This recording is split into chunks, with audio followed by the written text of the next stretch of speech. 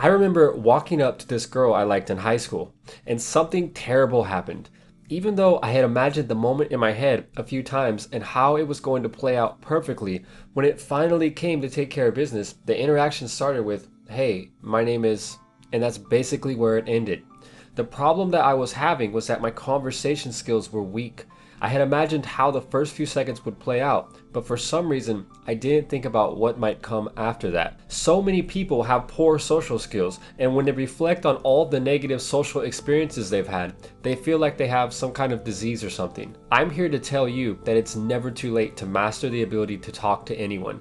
And once you understand some basic social psychology, you'll stop feeling anxious during conversations and gain the ability to create small talk without even thinking about it. Looking back on it, now that I'm much older, it's crazy to think that I was raised the way I was. I love my parents, but for whatever reason, I was never taught the basics of social psychology and interactions. For example, I was never taught that when someone asks how you're doing, the normal response would be to say, "I'm doing great, how are you?"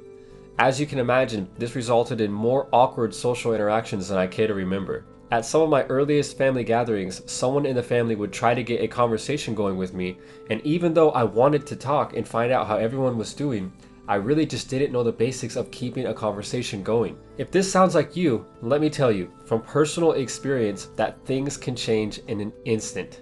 Once you understand the basic psychology behind social interactions and actually put the information to use in the real world, things can change for you so fast that it will make your head spin. What most people don't realize is that the brain is constantly changing and rewiring itself. With every single thought, with every single action, your brain is physically altering synaptic connections and forming new connections to suit your new thoughts and behaviors. I learned this the hard way a few years ago, after I had been working on growing my internet business for several years.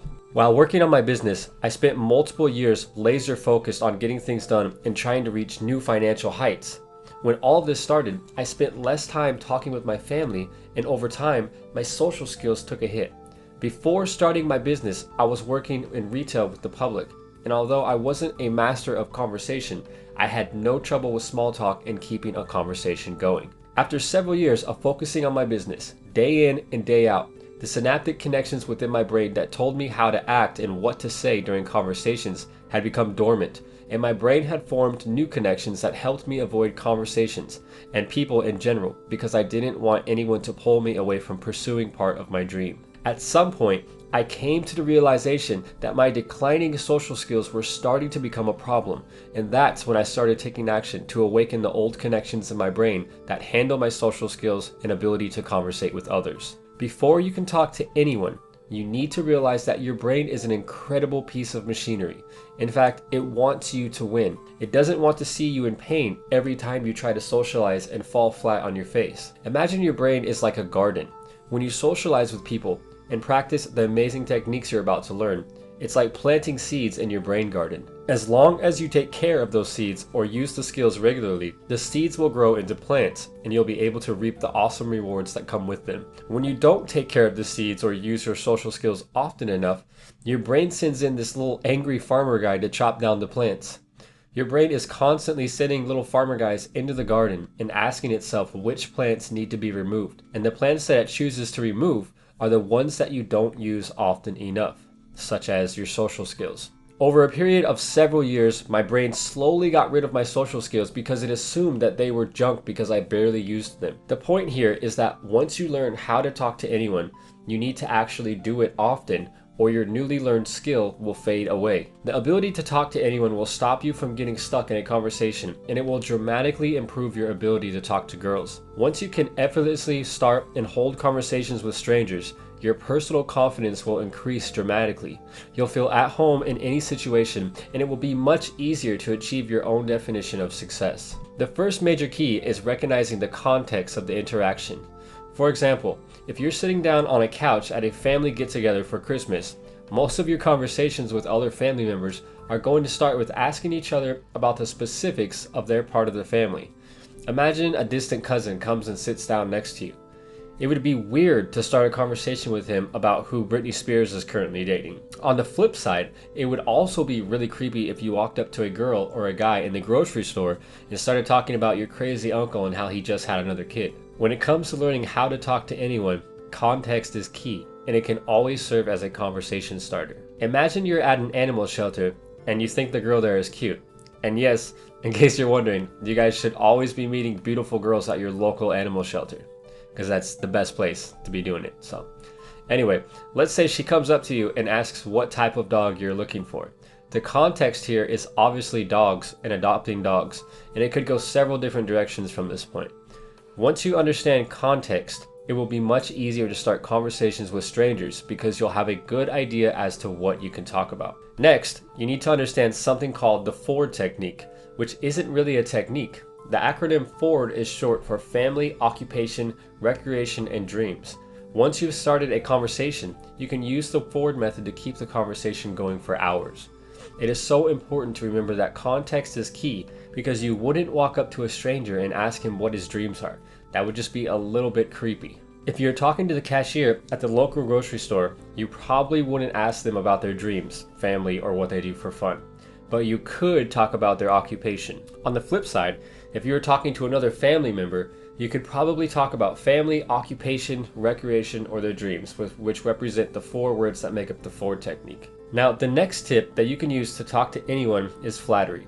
In fact, this is like the preferred method that I always see girls using to start conversations with other girls. I can't even remember how many times I've seen a conversation between 2 girls start off with a flattering comment about the boots or shirt that one of the girls is wearing. When using flattery to start a conversation with a guy, it has to be done very delicately and should seem more like a passive comment. For example, I always see this guy working in the produce section at my local grocery store.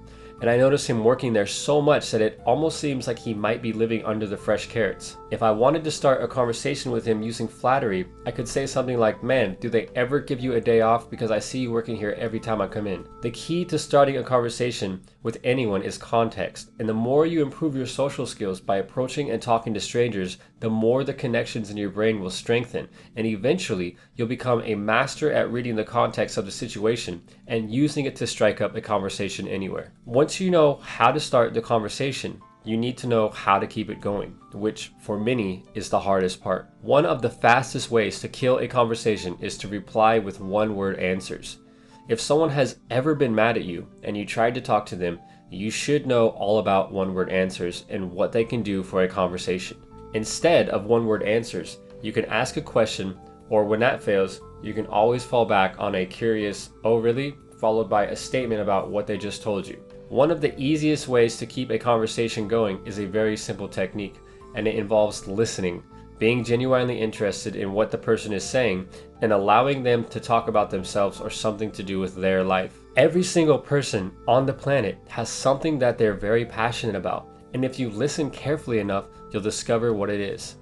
Once you find out what this topic is, all you have to do is ask a question or 2 about it, and it's on like Donkey Kong. At the end of the day, the major key to learning how to talk to anyone is context, and you can use context to start, continue, and end any conversation.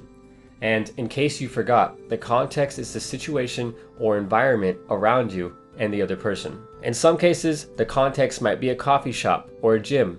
It might also be an aisle in the grocery store, or it might even be your uncle's house. Learning how to start and keep a conversation going is almost like a form of art, and both people involved are holding an empty canvas. Most of the time, you'll start painting your surroundings, and by the time you're finished, you'll end up with something totally unexpected. Once you understand context, practice makes perfect, and every time you start a conversation with a stranger, your brain is physically altering itself and creating synaptic connections to make your next conversation even more effortless than the last. With hard work, consistency, and a real drive to improve something that you know you're lacking, you'll gain the ability to talk to anyone, anytime, anywhere. And once you get good enough, your subconscious mind will take over, and instead of having to think about everything you say, the words will begin to flow out of your mouth, and you'll be able to use your new skill to improve your occupation, personal relationships, and even your finances. With that said, until next time, thanks for watching.